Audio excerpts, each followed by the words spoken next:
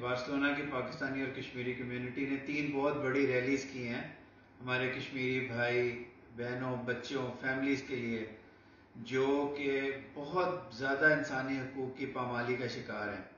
अब तक तो तमाम दुनिया के मैगजीन्स में खबरें आ चुकी हैं कि कैसे वहाँ जवानों को दूर कैद किया जा रहा है, टॉर्चर किया जा रहा है।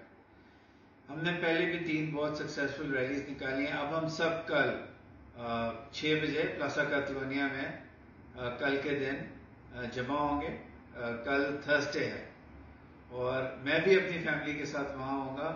और मेरी आपसे रिक्वेस्ट है कि कोई कल पाकिस्तानी और कश्मीरी फैमिली जो बार्सिलोना में रहती है वो 6 बजे अपने घर में ना हो, बल्कि इकट्ठे हों, ताकि हम सिर्फ यूरोप की तवज्जो दिला सकें कि इंसानी हकूक़ की पामाली जो हो रही है कश्मीरियों की, उसका जिक्र कर सकें और उनकी लाइफ में बेहतरी लाने के लिए एक ऐसी मुहिम चला सकें जिससे इन सबको ये पता चले कि कुछ भी हो इंसानी हकूक़ की पामाली ख़त्म होनी चाहिए।